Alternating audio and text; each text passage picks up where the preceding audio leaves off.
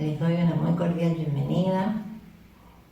Así que a todos nos une el mismo deseo de reunirnos, alabar al Señor, escuchar la palabra y a irnos todos con un corazón alegre y gozoso. En este primer domingo de septiembre, donde vemos que el año se nos va rápidamente, pero todos estamos contentos porque en unos días más podremos vernos presencialmente el 12 de septiembre.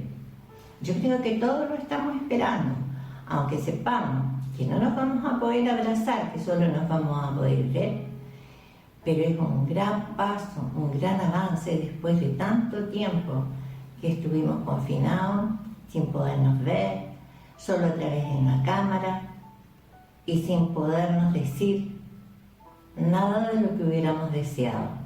Así que ahora les pido, hermanos, que inclinemos nuestros rostros y elevemos una oración para entregarle el culto a nuestro Padre. Amado Padre Celestial, le agradecemos grandemente, Señor, el darnos la salud y el tiempo para reunirnos acá junto a mis hermanos. Le pedimos que sea usted quien guíe este culto, sean las palabras que usted quiere que escuchemos a través del pastor Ricardo, que la presencia del Espíritu Santo se pasee en medio de nosotros. Dejamos todo esto, Señor, ante su presencia, en el nombre del Padre, del Hijo y del Espíritu Santo. Amén y amén. Ahora, queridos hermanos, los invito a escuchar unas hermosas alabanzas, pero no solo a escucharlas, hermanos, sino que también a cantarlas, a alabar con nuestra voz a nuestro Señor, quien tanto se lo merece.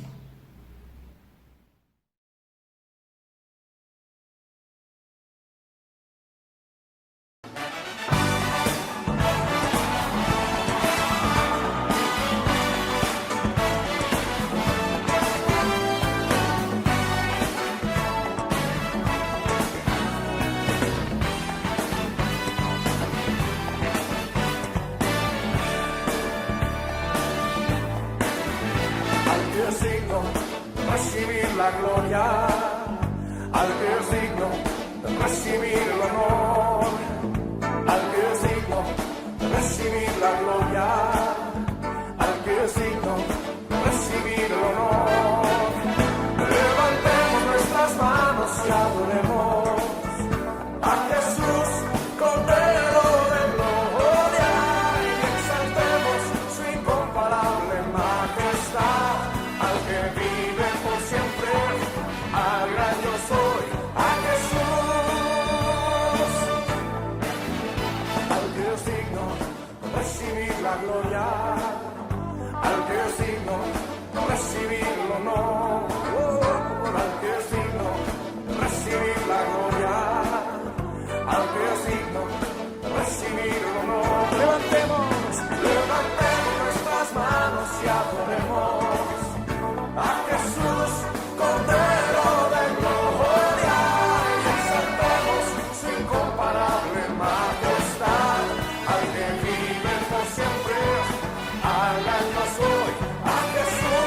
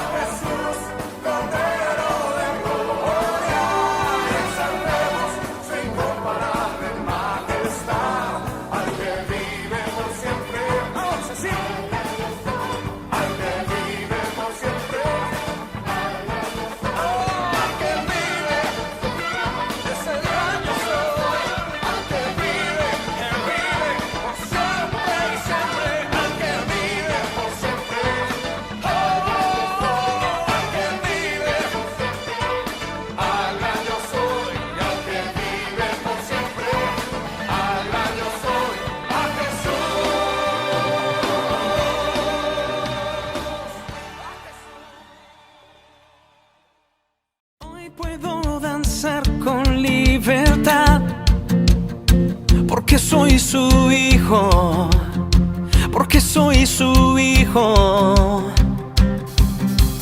Hoy puedo danzar con libertad, porque soy amado, porque soy amado.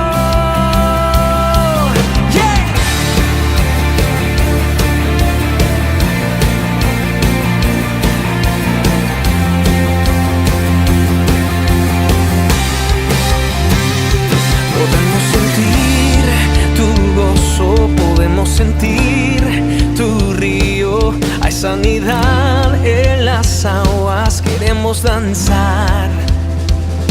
Podemos sentir tu gozo, podemos sentir tu río, hay sanidad en las aguas, queremos danzar.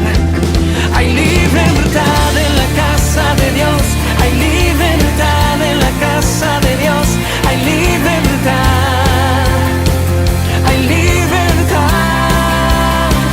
hay libertad en la casa de Dios, hay libertad en la casa de Dios, hay libertad, hay libertad. Podemos sentir tu gozo, podemos sentir tu río, hay sanidad en las aguas, queremos danzar. Podemos sentir tu gozo, podemos sentir tu río y hay sanidad en las aguas, queremos danzar. Hay libertad en la casa de Dios, hay libertad en la casa de Dios, hay libertad, hay libertad, hay libertad en la casa de Dios, hay libertad en la casa de Dios, hay libertad, hay libertad, yeah.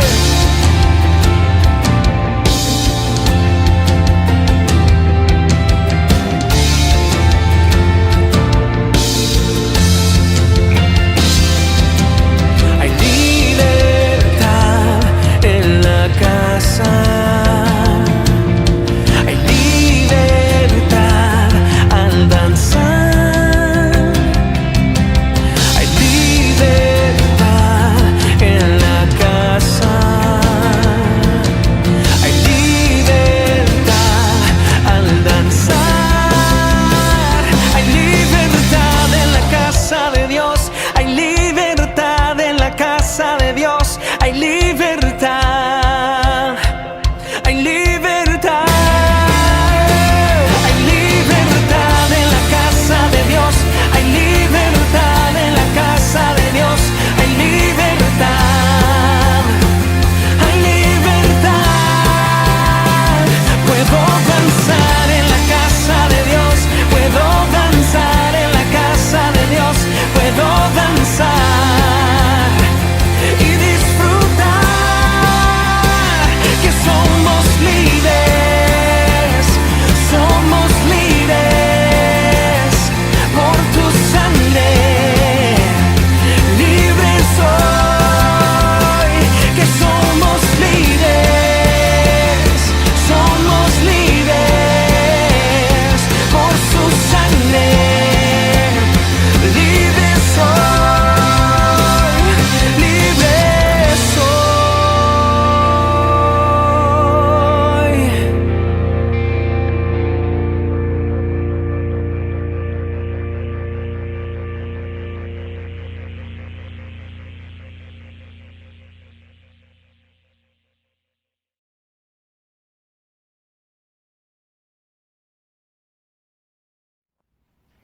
Qué hermosas alabanzas, queridos hermanos, que nos recuerdan una parte de todo lo que hace Dios por nosotros. Ahora, queridos hermanos, los invito a todos a abrir nuestras Biblias en el Salmo 119, de los versículos 73 al 77.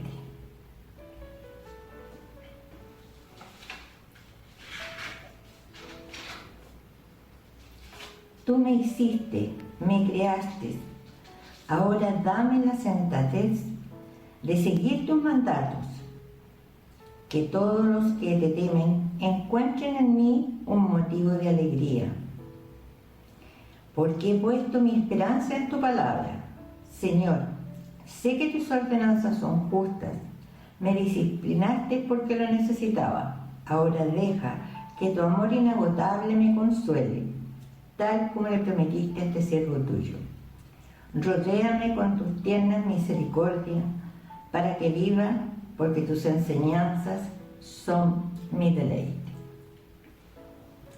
Como vemos en este salmo, queridos hermanos, David nos recuerda que Dios nos hizo y que a Él, solo a Él, le debemos pedir sensatez y sabiduría para poder así seguir sus enseñanzas.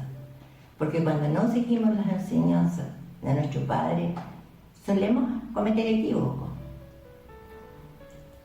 Y cuando nos disciplina, también acá David nos muestra que es porque lo necesitamos. Pero no debemos temer, porque a la vez nuestro Padre nos trae ese consuelo que viene de lo alto, con ese amor que solamente puede darnos Él, ese amor inagotable. Así que, queridos hermanos,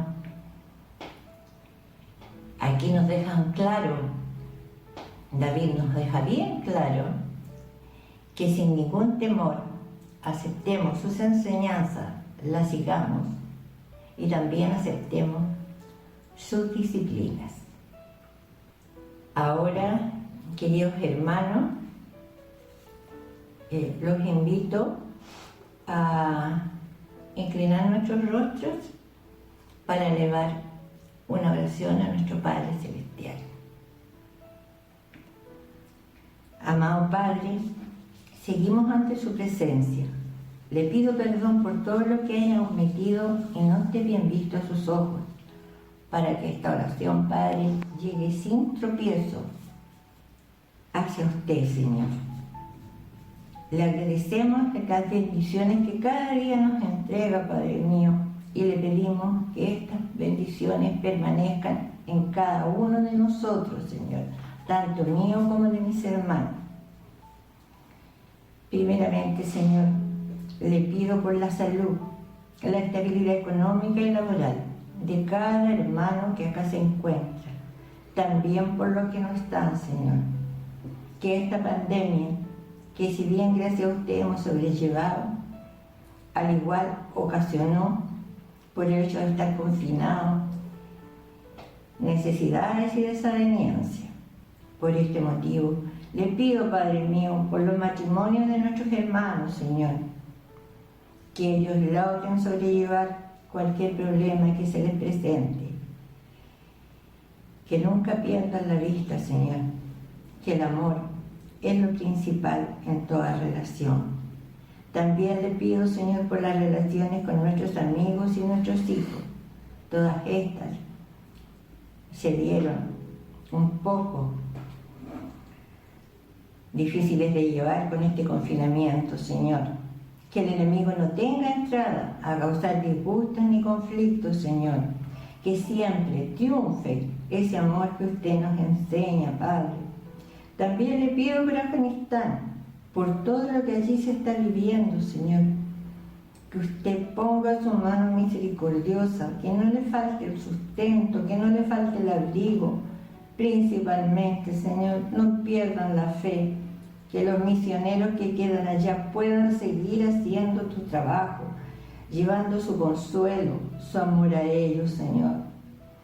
También le pedimos por nuestro país, Señor, por sabiduría, para nuestros gobernantes, Señor, que promulgan las leyes, para que así nosotros, Señor, podamos tener la libertad de juntarnos, de hablar de usted, de crecer nuestros hijos con valores, Señor. También pedimos por nuestro clima, para que llueva lo suficiente y no caigamos en sequía, Señor. Que la lluvia tampoco sea en exceso, para que no haya un desastre, Señor. Dejamos también los jóvenes ante usted, Señor, porque están viviendo en un mundo tan revuelto, Señor. que es tan fácil salirse de ese camino de luz, pero sabemos y confiamos, Señor, que usted nos está guiando, Señor. Pero hay tantos que no conocen de usted, Señor, que ponga a las personas adecuadas para que les lleven su palabra, Señor, y no se aparten del camino de luz que usted da, Señor. Te pido, amado Padre, por los ministerios de nuestra iglesia, Señor, por el ministerio de varones, Señor, por el ministerio de damas, por el ministerio de oraciones, Señor, por el ministerio de jóvenes, Señor, por el ministerio de alabanza, Señor, por el ministerio de comunicaciones, Señor.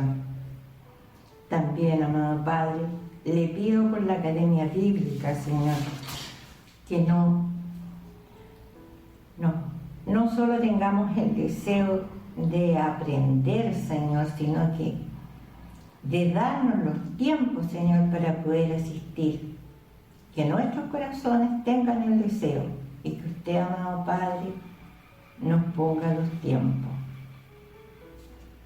También le pido, amado Padre, por la escuela dominical, Señor, que tan importante es, Señor, porque estos niños son el futuro, Señor, son los que llevarán su palabra, Señor, y la propagarán. También por el diaconado, Señor, que usted los guíe en cada decisión que tome, Señor, para que sus decisiones sean claras y con esa sabiduría que usted solo sabe dar de lo alto, Señor. Principalmente le pido por nuestro pastor Ricardo, Señor, y su familia, para que no permita que el enemigo le ponga obstáculos y él pueda seguir guiando este rebaño como hasta hoy lo ha hecho, Señor. Dejamos, Señor, todas estas peticiones ante usted con la fe que ya ha sido escuchada. En el nombre del Padre, del Hijo y del Espíritu Santo. Amén y amén. Ahora, queridos hermanos, los invito a que escuchemos una alabanza y después de esa alabanza dispongamos nuestros corazones para escuchar la prédica que nuestro pastor Ricardo nos tiene preparada. Pero no seamos solo oidores de esa prédica, sino también seguidores de esa prédica. Escuchemos la alabanza, queridos hermanos.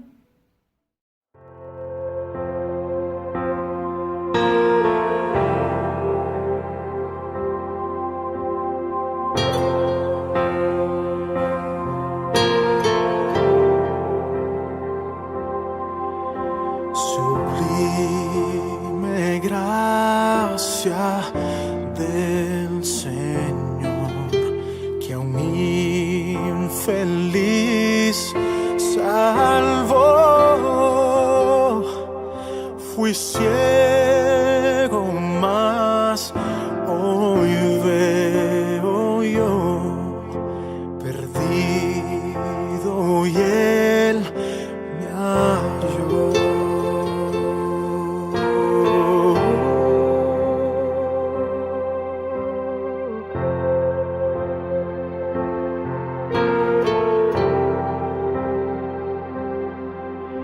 Su gracia me enseñó a temer, mis dudas ahuyentó. Oh, cuán precioso fue mi ser cuando Él me transformó. Ya libre soy, Dios me salvó y mis cadenas ya Él rompió, y como un río fluye el perdón, sublime gracia, inmenso amor.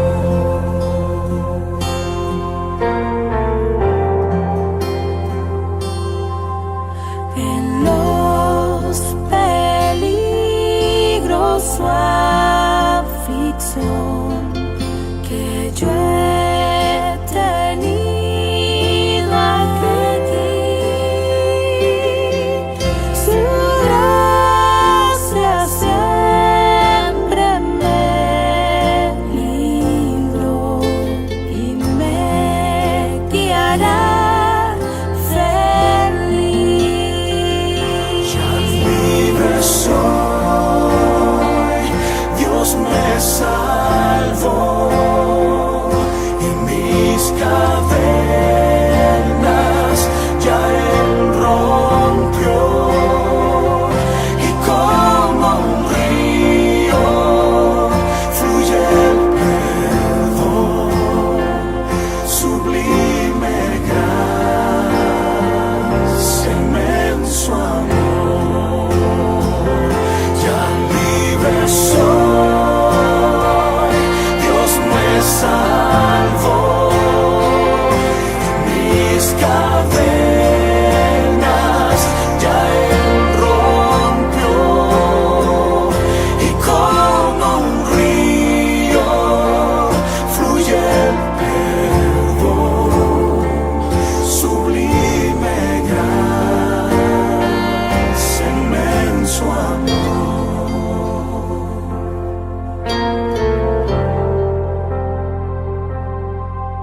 Y cuando unción por siglos mil, brillando este corazón, yo cantaré por siempre ahí su amor que me salvó, su amor que me salvó, su amor que me salvó. Ya libre soy, Dios me salvó, y mis cadenas ya Él rompió, y como un río fluye el perdón, sublime gracia, inmenso amor. Sublime gracia, inmenso amor.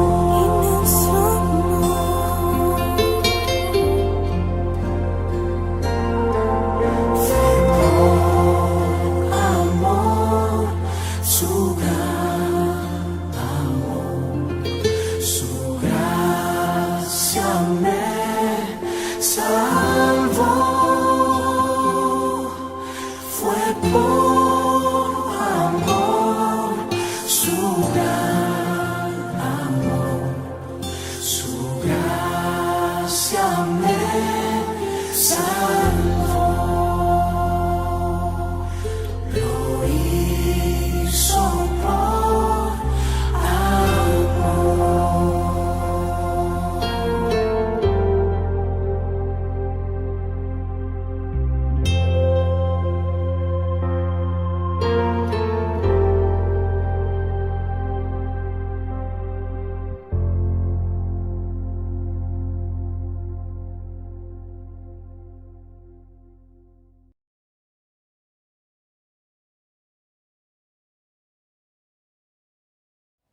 Muy buenos días, estimados hermanos, reciban un cordial saludo en esta mañana.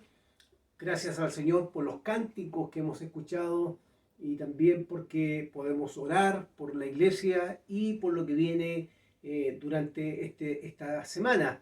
Recuerden ustedes que iniciamos ya el 6 de septiembre nuestra Academia Bíblica con una conferencia invitado el pastor Rudy Jara. Y por lo tanto también tenemos un gran desafío de estar presentes, de poder animarnos para poder estar ahí y acompañarnos en ese tiempo de reflexión.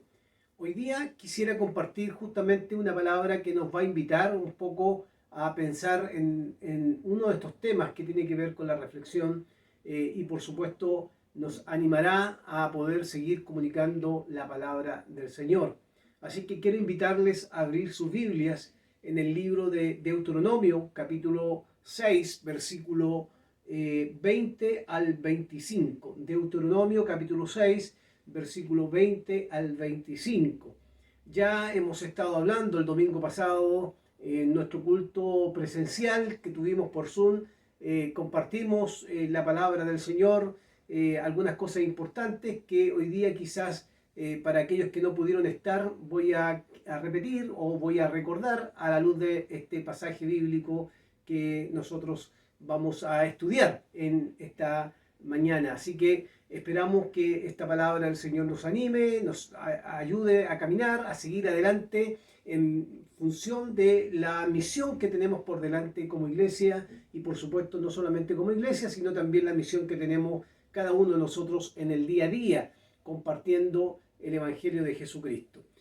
La palabra del Señor la vamos a leer en Deuteronomio capítulo 6, versículo 20 al 25, que dice de la siguiente manera: en el futuro, cuando tus hijos te pregunten, ¿qué significan los mandatos, preceptos y normas que el Señor nuestro Dios les mandó?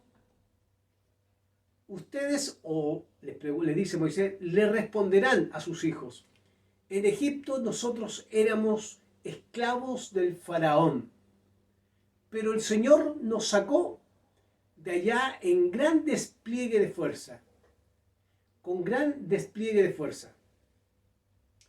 Versículo 22. Ante nuestros propios ojos, dice, el Señor realizó grandes señales y terribles prodigios en contra de Egipto, del faraón y de toda su familia. Versículo 23. Y nos sacó de allá para conducirnos a la tierra que a nuestros antepasados había jurado que nos daría. Versículo 24. El Señor nuestro Dios, dice, nos mandó a temerle y obedecer estos preceptos para que siempre nos vaya bien y sigamos con vida. Y así ha sido hasta hoy. Y versículo 25, y si obedecemos fielmente todos estos mandamientos ante el Señor nuestro Dios, tal como nos lo ha ordenado, entonces seremos justos. Entonces seremos justos. Esa es la palabra del Señor que tenemos. Ya la vamos a ir recordando en la medida que avancemos en nuestro sermón. Vamos a ir recordando algunos aspectos importantes para nuestra reflexión. Oremos al Señor. Padre, queremos glorificarte en esta mañana, como cada domingo, presentar nuestras vidas, nuestros corazones, nuestro ser delante de tu presencia, para poder, Señor, caminar hacia tu voluntad, como tú has deseado, Señor, que hagamos respecto a la misión que tenemos como iglesia. Bendice a mis hermanos de Reñaca, en cada hogar donde escuchen esta predicación, escuchen o participen del culto dominical a través de nuestros canales digitales, que sea un tiempo de gratitud, un tiempo de alegrarse, de gozarse en ti y por supuesto de encontrar también en esta palabra que nos ayuda un camino, una luz que nos ilumine nuestro camino, Señor. Tanto lo pedimos porque en medio de tanta necesidad, tu palabra viene a ser un bálsamo que trae nuevas fuerzas a nuestra vida. Por lo tanto, oramos para que tu Espíritu Santo, desde, Señor, la comprensión de tu palabra, como también desde la puesta en ejecución, para no quedarnos en lo teórico, nos ayude a poder ser de bendición para otras personas. Oramos, Señor, en el nombre de Jesús. Amén. Amén. Bueno, Deuteronomio capítulo 6, 20 al 25. El título que tiene el sermón de hoy día tiene que ver con las nuevas generaciones deben conocer lo correcto, deben conocer lo correcto de la obra de Dios. Las nuevas generaciones deben conocer lo correcto de la obra de Dios. ¿Por qué? Porque puede ser, hermanos queridos, y esta es una verdad que tenemos que enfatizar, que puede ser que nosotros como creyentes y desafiados a veces por los ruidos que están a nuestro alrededor, especialmente los ruidos evangélicos que escuchamos por una y por otra parte, que a veces tratan de comunicar más que la palabra de Dios, otras cosas que no son palabra de Dios, a veces podemos equivocar de manera de la manera en que podemos llevar la palabra del Señor a las nuevas generaciones. Comunicar lo correcto es un desafío. No digo que nosotros tengamos la verdad. Estoy diciendo que cuando uno lee la Escritura, uno tiene que comunicar lo que la Escritura nos está demandando a comunicar. Y eso es importante porque podemos equivocar el camino a la hora de comunicar a las nuevas generaciones. ¿Y por qué las nuevas generaciones? Y esto es muy importante como introducción, porque las nuevas generaciones, estoy pensando en los nuevos creyentes, los nuevos hermanos, los que van caminando recién en el Evangelio, los que quizás todavía no tienen sus raíces profundas, necesitan escuchar adecuadamente la palabra del Señor. Y debe ser comunicada de la manera correcta. Por eso las nuevas generaciones demandan de nosotros, las generaciones con mayor experiencia o con mayor tiempo en el Evangelio, demandan de nosotros que tengamos la información correcta para comunicarla adecuadamente a aquellos que van creciendo, jóvenes, niños, hermanos nuevos, hermanos que están recién en el Evangelio, para conocer bien el Evangelio de Jesucristo y la palabra del Señor. Y por eso habíamos leído este pasaje que está en Deuteronomio capítulo 6, versículo 20 al 25. De este capítulo, y pensando en comunicar correctamente, ¿cierto?, lo que dice la Escritura, lo que podemos inferir de la Escritura, también quisiera plantear algunos temas que tienen relación, por lo menos 3 que tienen relación con estos pasajes. El primer tema que quiero plantear es el tema, nuevamente, ya lo había dicho el domingo anterior, pero quiero resaltar porque me parece fundamental que se nos quede grabado en nuestra mente y en nuestro corazón. Lo primero tiene que ver con cómo en estos versículos, especialmente del capítulo 6 y al finalizar el capítulo 6, está marcada la centralidad de la presencia del Señor en medio de la nación, en medio de su historia, en medio de sus crisis y en medio de sus triunfos. La centralidad de la presencia del Señor, esa centralidad que es distinta a un personaje que aparece en este párrafo, el cual también era considerado un dios para aquel pueblo que ustedes conocen como el pueblo de Egipto. Y me refiero a esta comparación entre el Señor que los saca de la esclavitud y el faraón que los tiene en esclavitud. Fíjese lo que dice el versículo 20 en adelante hasta el 24. Voy a leerlo para que tengamos como base también y encontremos ahí la centralidad del Señor. Quiero enfatizar los puntos donde aparece marcada esta centralidad. Dice, en el futuro, cuando tus hijos te pregunten qué significan los mandatos, preceptos y normas que el Señor, centralidad, nuestro Dios les mandó, le responderás, en Egipto nosotros éramos esclavos del faraón, pero el Señor, centralidad, nos sacó de allá con gran despliegue de fuerza. Versículo 22, ante nuestros propios ojos, el Señor, nuevamente, realizó grandes señales y terribles prodigios contra Egipto, el faraón y toda su familia. Y nos sacó, versículo 23, de allá para conducirnos a la tierra que nuestros antepasados había jurado que nos daría. Versículo 24. El Señor, la centralidad de la presencia del Señor, el Señor nuestro Dios nos mandó a temerle y a obedecer estos preceptos para que siempre nos vaya bien y sigamos con vida. Y así ha sido hasta hoy. Versículo 25. Y si obedecemos fielmente a todos sus mandamientos, dice, ante el Señor, nuestro Dios, fíjese la centralidad de la presencia del Señor, ante el Señor nuestro Dios, tal como Él nos ha ordenado, entonces seremos justos. Entonces seremos justos. Ese es lo primero que quisiera que pudiéramos recordar, la centralidad.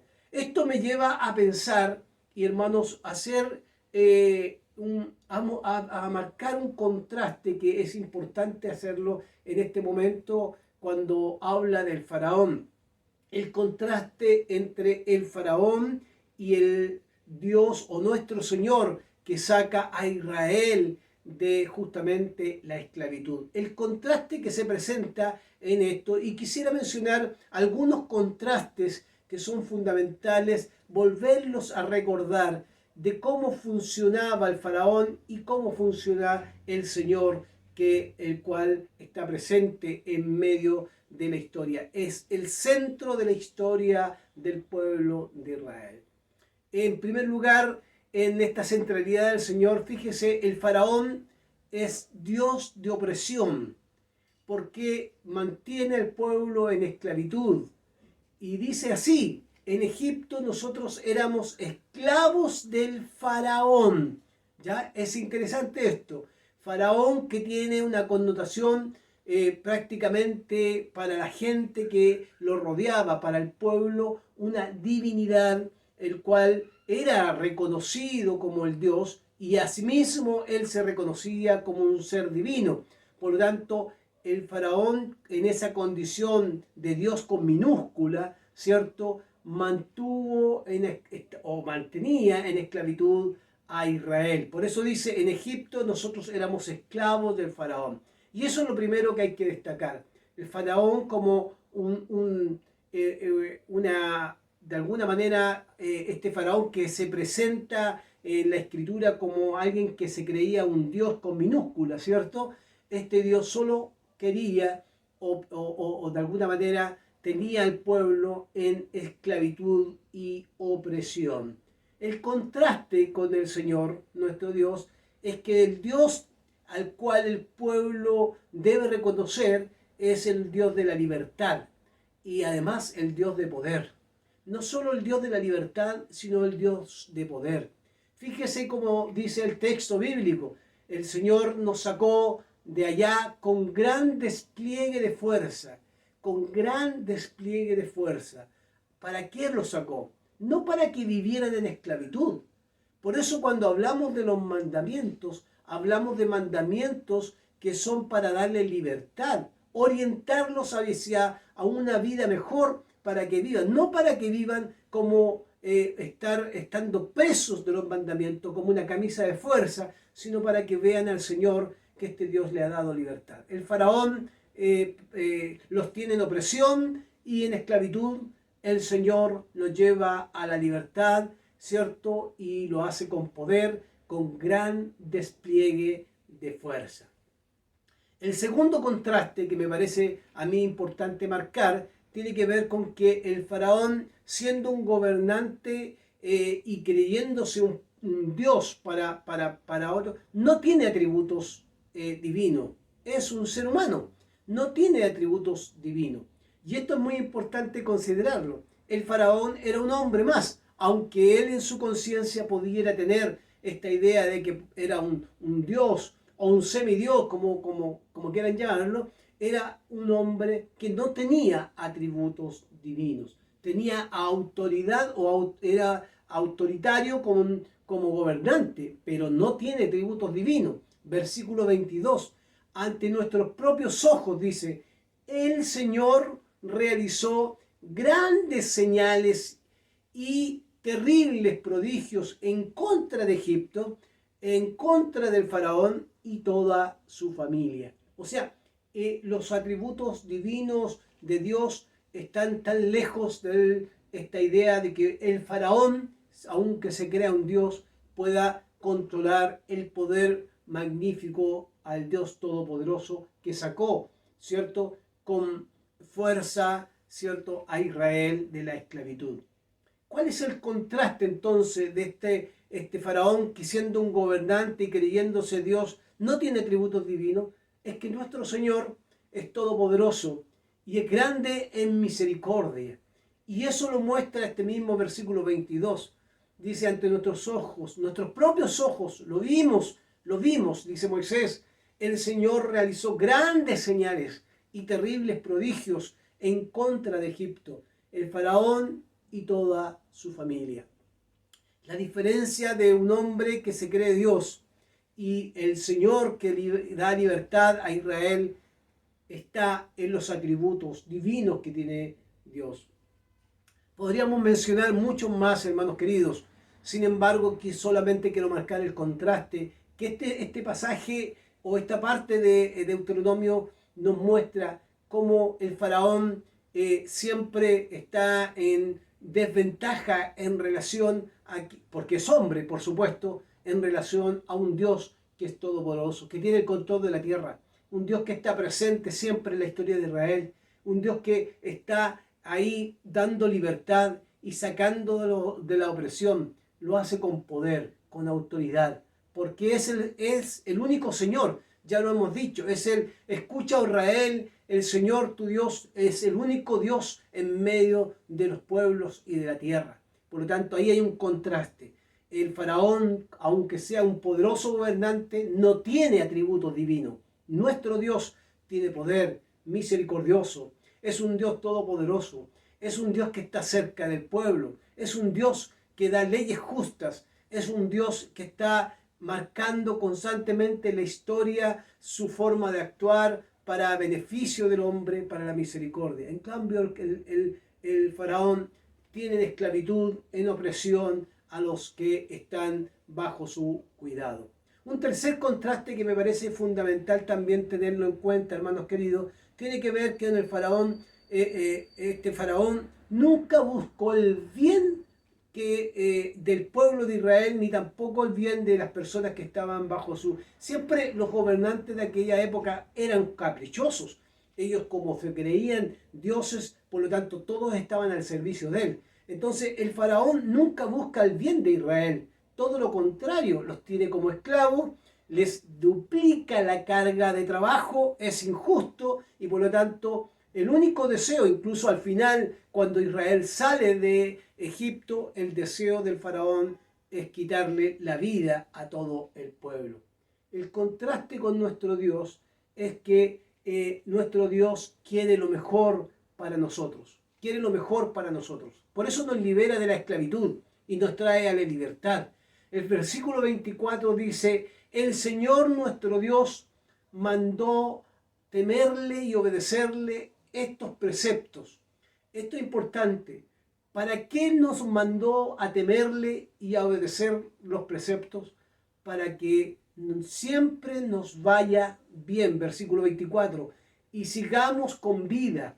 Porque mire qué interesante, el deseo de Dios que podamos obedecerle no es para que nosotros vivamos esclavos de este Dios, sino que vivamos en libertad del Señor, que nos dio una libertad que solamente Él puede dar. Recuerden que Jesucristo ya lo dijo en los evangelios, que dice, conoceréis la verdad y la verdad os hará libre. Y esa verdad, por supuesto, es la que también está en Deuteronomio. El versículo 24 es muy claro. Así como el faraón no quiere el bien de Israel y duplica su carga de trabajo para que viva en esclavitud y en opresión, el Señor dice, obedézcanme, tengan temor de mí. ¿Para qué? Para que siempre les vaya bien y sigamos con vida. Es importante esto, porque efectivamente cuando vivimos en la libertad y vivimos en la confianza de este Señor, por supuesto que tenemos garantizada una vida eterna que el Señor solamente nos dará en su momento debido. ¿Por qué es importante esto? Olvidamos que somos peregrinos en esta tierra y creemos que la vida se termina ahora o creemos que la vida continuará. Hermanos, somos peregrinos y tenemos que entender que un día el Señor nos dará de nuestra recompensa, nuestro galardón, como decía el apóstol Pablo también, ¿cierto? Que él ha peleado la buena batalla, ha corrido la carrera, ha guardado la fe, por lo tanto él decía, me espera la corona de justicia.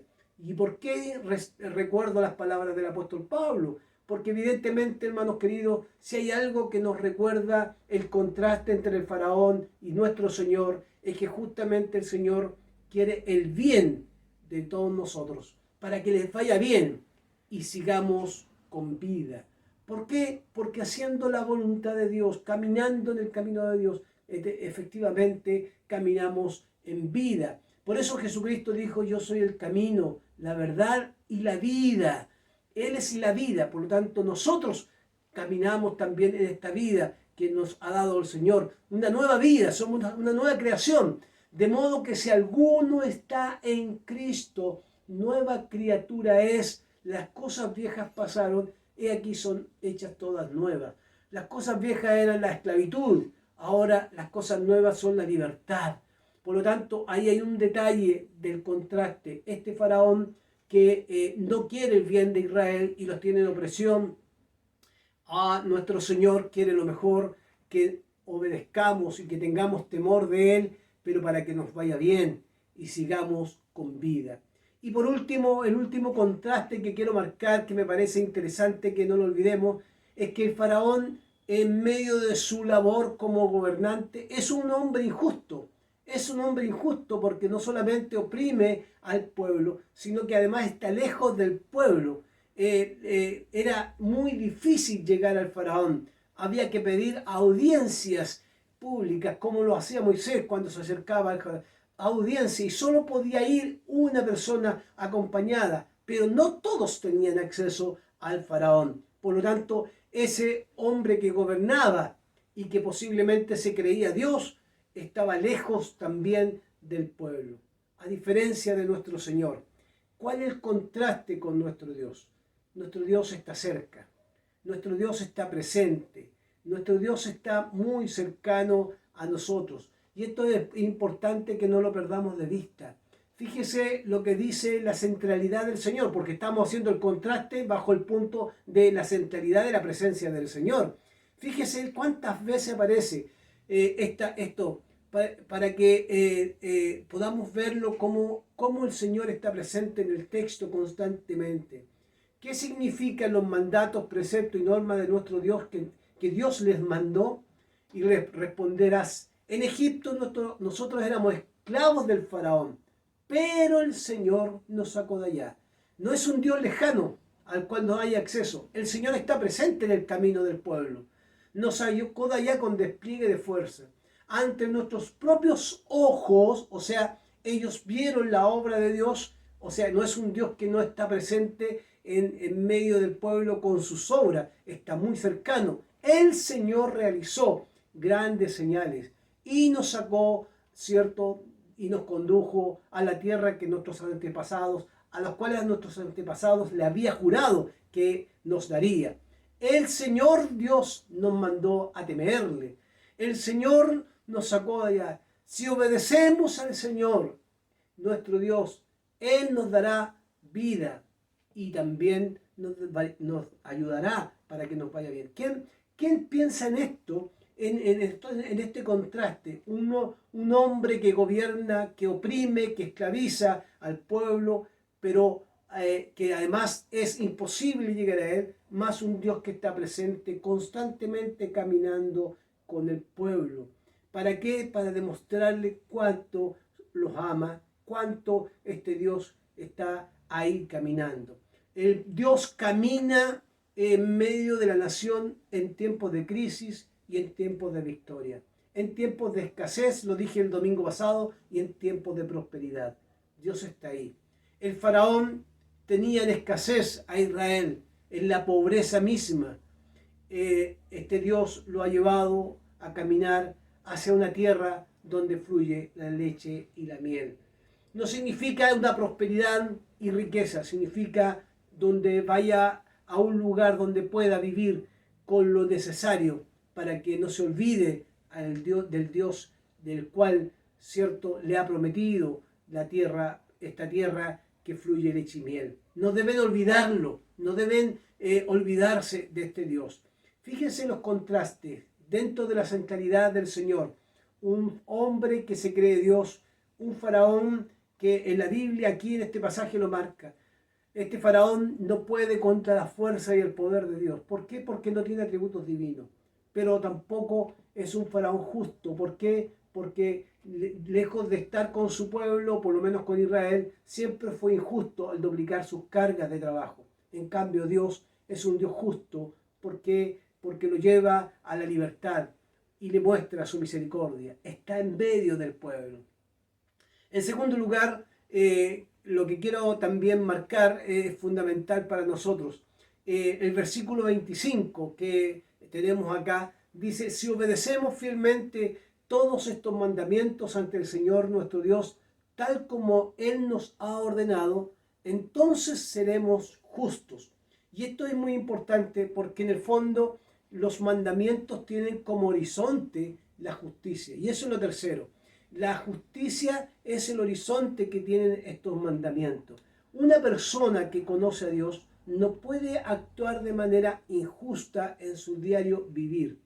Si obedecemos fielmente estos mandamientos, versículo 25, estos mandamientos ante el Señor, no ante el pastor, no ante el diácono, ante el Señor. Cuando uno obedece los mandamientos, lo obedece ante el Señor, porque reconoce que esos lineamientos, esos mandamientos son para que nos vaya bien ante el Señor. Si lo hacemos ante el Señor nuestro Dios, tal como Él nos ha ordenado, entonces, dice, seremos justos. Y esto es importante tenerlo como en cuenta.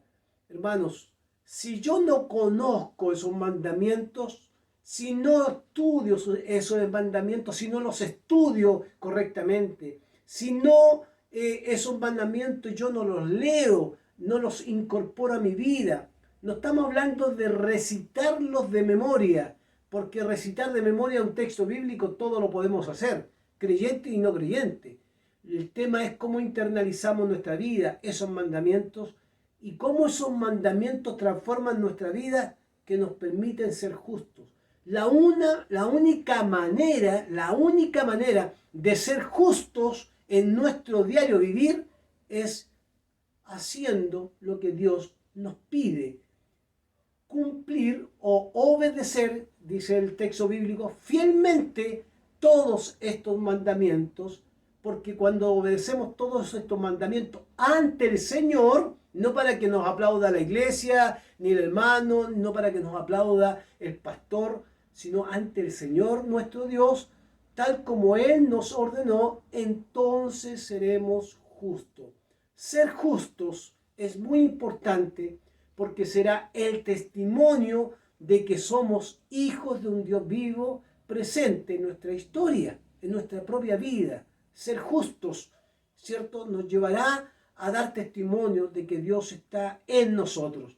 Cuando digan las personas, mire, este hombre o este creyente, este hijo de Dios es justo, estaremos reconociendo, o ellos estarán reconociendo, que en nosotros hay alguien que está obrando, que ha cambiado nuestra vida, que es nuestro Señor. Porque el reflejo de conocer y poner en ejecución en nuestro caminar estos mandamientos será el testimonio de que algo cambió en nosotros. Y tiene que ser así. Si nosotros no mostramos con nuestro actuar que somos justos delante de las personas, evidentemente vamos a desprestigiar al Dios, único Dios verdadero que gobierna nuestra vida. La justicia, hermanos queridos, que esta justicia que en la palabra del Señor nos muestra, que está en toda la Biblia habla de la justicia, es distinta a la justicia de las distintas ideologías presentes en nuestra historia. Últimamente hemos visto con tristeza, desde que se comenzó a votar por el tema de la nueva Constitución, el rechazo y el apruebo. Ustedes recordarán mucho eso. ¿Cuántos pastores usaron las redes sociales o cuántos pastores usaron los púlpitos para incentivar a las personas a votar por una o por otra opción? Sumergiendo a la iglesia en una forma de pensar ideológica que lo único que trae es dolor a la iglesia, porque, hermanos queridos, el reino de los cielos no se puede homologar a un partido político, no se puede homologar a una forma de pensar, ni tampoco se puede homologar a una votación cualquiera. Si bien cada uno tiene que tomar su decisión, y gracias a la palabra del Señor que nos da esa posibilidad, que en libre conciencia cada uno puede votar, cada uno puede elegir. Por supuesto, cada uno puede tomar su decisión, y también la Reforma, ¿por qué no decirlo así? En su historia marcó un pensamiento de libertad que podemos decidir en relación con el conocimiento de la palabra. Esta palabra también nos tiene que ayudar a ser sensatos, a ser sabios. No podemos usar nuestros púlpitos para manipular y para ser injustos. ¿Por qué? Porque podemos manipular a las personas de tal manera que las llevemos a caer en la tentación de identificarse con un partido político o con otro partido político que parecieran ser partidos políticos justos o injustos. No sabemos. Sin embargo, aquí hablamos de una justicia que viene de Dios. La justicia que viene de Dios no surge de un partido, de una iglesia, de una denominación, no surge de un movimiento cristiano que está levantándose para poder levantar una bandera, que nos representa a todos. Surge de la palabra de Dios. Miren lo que dice el versículo 25. Y si obedecemos fielmente, ¿a quién? A un partido político, a una bandera, a un grupo. No, fielmente a todos los mandamientos ante el Señor nuestro Dios, tal como nos lo ha ordenado, dice, entonces seremos justos. Entonces seremos justos. Y ahí está lo vergonzoso de lo que hemos visto en estos últimos tiempos. Cómo se ha usado la plataforma del púlpito de la iglesia para llamar a votar, para llamar a decir o para llamar a mostrar una forma de pensar, porque nos colocan en un lado, en un color, y nos saca de otro lado. Y eso es injusto. ¿Por qué? Porque nosotros no dependemos de la justicia de los partidos políticos, ni tampoco de un gobierno X, ni de un gobierno, ni importando el color, no dependemos. Dependemos de la presencia del Señor que acompañó a Israel y lo acompañó en Egipto cuando estaba en esclavitud, porque cuando Él vio el dolor de su pueblo, descendió para ayudarlo. Lo acompañó en el camino en el desierto y lo sigue acompañando en medio de esta nueva generación. Lo vergonzoso que es escuchar cómo se usa a veces la palabra de Dios para influenciar que hay una cierta justicia y para mostrar que hay justicia humana y justicia divina. No, hay una sola justicia, es la justicia de Dios. Y si somos nosotros conocedores de estos mandamientos, y esto es muy interesante, los mandamientos, la palabra del Señor nos hará vivir en justicia. Miren cómo termina el texto bíblico. Si obedecemos fielmente todos los mandamientos ante el Señor nuestro Dios, tal como Él lo ha ordenado, entonces seremos justos. La justicia surge de Dios, de la presencia de Dios, de la palabra de Dios. No surge de un manual de doctrina, no surge de una denominación, surge de la palabra del Señor. Y eso es importante destacarlo para terminar, y con esto ya voy a cerrar, porque es importante cerrar con esto. Debemos, y eso es lo tercero, debemos asegurarnos entonces que como la justicia nuestra surge de la obediencia a los mandamientos, debemos asegurarnos de transmitir de manera correcta la palabra del Señor a las nuevas generaciones. Y esto está ahí en el versículo 20. En el futuro, versículo 20, cuando tu hijo te pregunte, fíjese qué interesante, cuando tu hijo te pregunte lo cotidiano, ¿qué significan los mandatos, preceptos y normas que el Señor nuestro Dios les mandó? Le responderás. Fíjese, no va a responder de otra manera. Responderás lo siguiente. En Egipto éramos esclavos del faraón, pero el Señor nos sacó de allá con gran despliegue de fuerza. Ante nuestros propios ojos el Señor realizó grandes señales y terribles prodigios en contra de Egipto, el faraón y su familia, y nos sacó de allá para conducirnos a la tierra que nuestros antepasados había jurado que nos daría. Versículo 24, el Señor nuestro Dios nos mandó a temerle y obedecer estos preceptos para que siempre nos vaya bien y sigamos con vida. ¿Debemos asegurarnos de transmitir correctamente la palabra del Señor? Sí. ¿Cuál? Esto, lo que Dios hizo en Egipto, lo que Dios hizo en la esclavitud, lo que Dios hizo para liberarnos, lo que el Señor hizo para poder traernos a la libertad. ¿Quién debe conocer eso? Las nuevas generaciones. Y nuevas generaciones, vuelvo a insistir, niños, adolescentes, jóvenes, adultos que son personas nuevas en el Evangelio, deben recordar, pero para recordarlo tienen que tener maestros, hermanos que estén en conocimiento de que han estudiado la palabra de Dios, han conocido la historia de Dios y han conocido la transmisión de la palabra de Dios. Fíjese que aquí es bueno mencionar que lo primero que uno descubre en estos versículos tiene que ver con la transmisión que se da en la vida diaria, en lo cotidiano, en lo social. Cuando tus hijos te pregunten, ¿qué le vamos a decir? No pregunte esa cosa o esa tontería o eres poco espiritual porque preguntas esto. No, porque nuestros hijos y las nuevas generaciones tendrán también algunas crisis. Debemos dar los espacios para que las nuevas generaciones pregunten, cuestionen y duden, incluso y duden. ¿Por qué no? Porque eso los llevará a realizar preguntas para su crecimiento y para su fe. Lo que pasa que cuando preguntan, el problema es que no estamos preparados para responder. Y a veces cuando esas preguntas son preguntas que están ahí moviéndonos el piso a nosotros, no, la reacción primera es decir, oye, ¿para qué preguntas esa tontera? O simplemente, ¿cómo eres tan poco espiritual que no crees en lo que Dios dice? No, si preguntan. Por eso el texto bíblico, cuando te pregunten tus hijos por qué el Señor les dio esto, respóndele, éramos esclavos en Egipto, el Señor nos sacó con fuerza, el Señor, no hay que responder nada más que lo que Dios ha hecho en su palabra y ha mostrado en su palabra.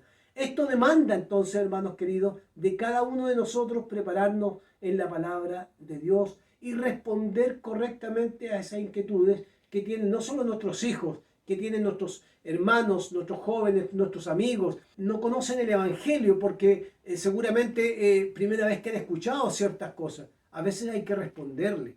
Para responder tenemos que dar prueba de nuestra fe. Y para dar prueba de nuestra fe, hermanos queridos, ¿qué tenemos que hacer? Tenemos que estudiar la palabra del Señor. El elemento pedagógico que está acá está en lo cotidiano, en lo social. Si tu hijo o tu niño o tu niña te pregunten, ese elemento, ese texto bíblico nos desafía para buscar el camino para enseñar. Y si nos preguntan, tenemos que prepararnos. Cuidado, hermanos queridos, cuidado cuando las nuevas generaciones pregunten y nosotros queramos acallarlos porque no nos gusta que nos incomoden. No, tienen que preguntar, tienen que tener dudas, tienen que tener crisis. Y sus crisis que van a vivir, por supuesto, van a ser también luego su fortaleza a su fe. ¿Por qué? Porque tendrán respuestas. ¿Y de dónde tendrán la respuesta? De la palabra del Señor. Y quizás ellos, aun cuando las nuevas generaciones no conozcan totalmente la palabra del Señor, tendremos que ocupar el rol de maestros para poder enseñarles con sabiduría, también con paciencia, pero por supuesto con amor, para que en medio de sus dudas, en medio de sus crisis, ellos no se sientan rechazados, sino que se sientan acompañados. Un discípulo que no vive crisis no crece como discípulo del Señor. ¿Saben por qué? Porque el discípulo vive en constante crisis. Y eso para mí es muy importante destacarlo. Recuerden ustedes que estamos a punto de comenzar la Academia Bíblica. El 6 de septiembre tenemos nuestra Academia Bíblica. Esa es la gran oportunidad para estudiar. Tenemos 3 cursos que vamos a dictar. Es un tiempo para entrar a estudiar cómo vivimos crisis los discípulos de Cristo, cómo el Evangelio de Juan nos va a mostrar el discípulo y a Cristo, y cómo el panorama del Antiguo Testamento nos muestra cómo se realizaron la Escritura, pero también profundizar en temas que son fundamentales para nuestro crecimiento.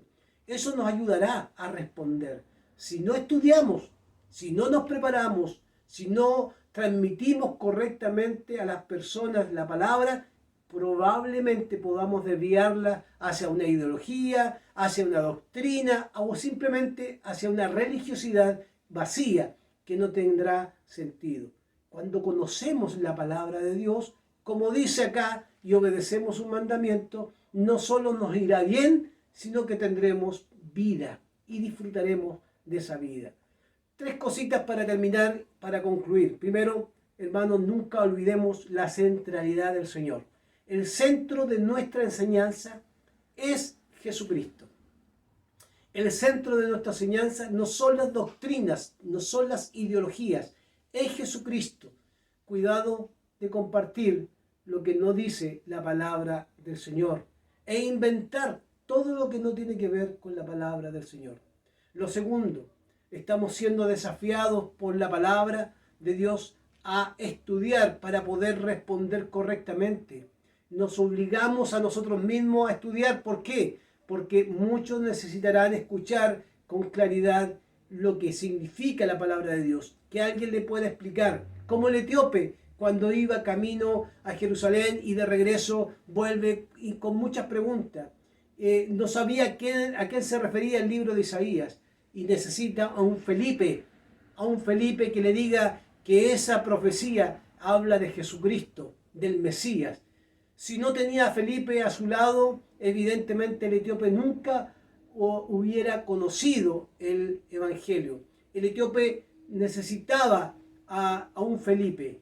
Todos nuestros jóvenes y nuestros hermanos que son nuevos en la iglesia necesitan un Felipe que le explique la palabra del Señor y que le enseñe la palabra del Señor. De esa manera crecerán y serán preparados. ¿Para qué? Para poder hacer la voluntad de Dios. Y no solamente hacer la voluntad de Dios, sino para que les vaya bien y para que tengan vida. Y lo tercero, aprendamos a ser justos. Busquemos la forma de representar esa justicia del Señor. Esa justicia del Señor que nos surge de una denominación y no surge de un movimiento social y no surge de una ideología ni de un partido político, sino que surge de la obediencia a los mandamientos. Si obedecen mis mandamientos tal como el Señor lo dijo, así dice el texto, ustedes serán justos. Que la gente reconozca en nosotros nuestra justicia, porque somos hijos de Dios, iluminados por la palabra que, por supuesto, no solamente nos ayuda a enseñar correctamente, sino a ser justos en nuestro caminar. De esa manera, el único Dios será glorificado. Oremos al Señor. Padre, gracias por tu palabra. Oramos para que tu gracia nos sostenga y que esta palabra también nos ayude, Señor, en nuestro caminar. Te pedimos tu bendición, pedimos tu dirección y además, Señor, que nos ayudes en medio del proceso del regreso a nuestras reuniones presenciales. Te pedimos tu bendición por ello y además, Señor, que podamos siempre animarnos a estudiar en la Academia Bíblica a partir del 6 de septiembre para poder seguir aprendiendo y enseñar correctamente a las nuevas generaciones. Pedimos tu bendición en el nombre de Jesús. Amén. Vamos a escuchar un canto antes de terminar y también los avisos de nuestra iglesia. En tus mandamientos meditaré, consideraré tus caminos, me regocijaré en tus estatutos, no me olvidaré de tus palabras. ¡Aleluya!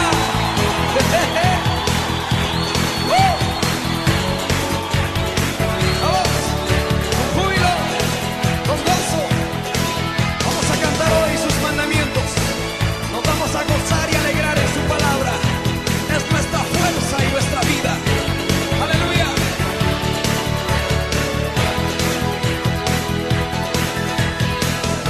Cuando son a mi ser tus palabras, más que la miel en mi boca sedienta, de tus mandamientos he adquirido riqueza, al seguir tu ley, siendo tu presencia. Todos conmigo. Pues lumbrera es a mis pies tu palabra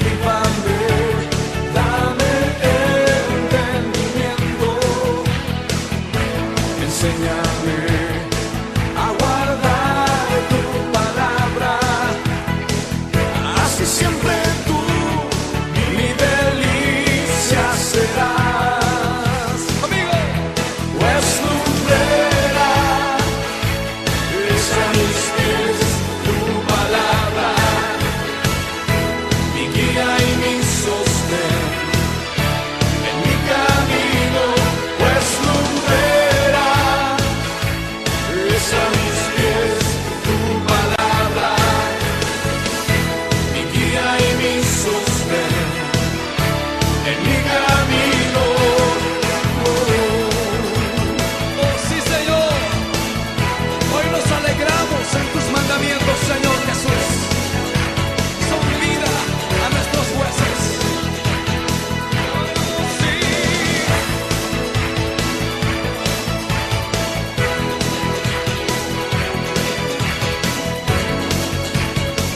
Dilo conmigo, pues lumbrera, todos juntos. Pues lumbrera es a mis pies tu palabra, mi guía y mi sostén en mi camino. Pues lumbrera es a mis pies tu palabra, mi guía y mi sostén en mi camino.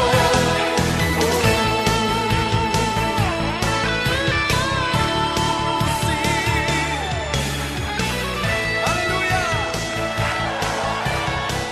Amamos tu palabra, Señor.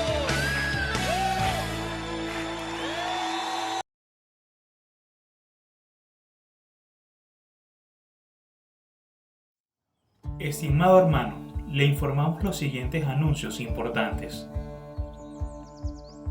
Inicio de la Academia Bíblica con la conferencia inaugural el lunes 6 de septiembre a las 20 horas.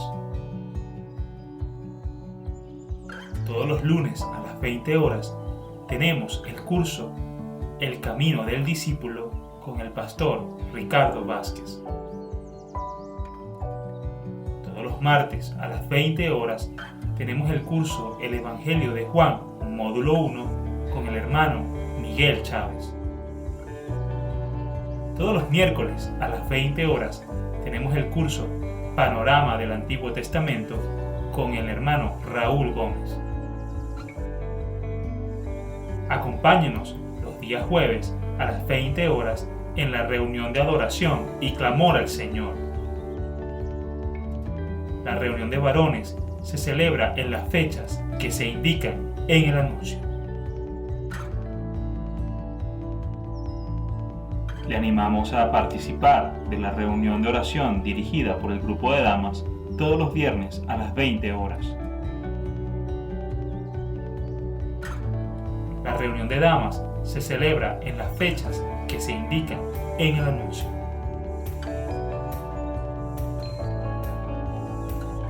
Los jóvenes se reúnen todos los sábados a las 21 horas.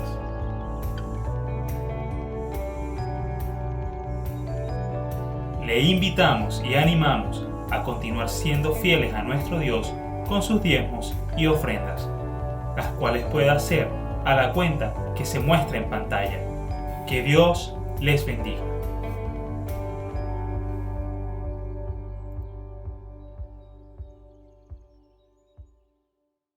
Gracias al Señor por estos cánticos y por los avisos que hemos escuchado.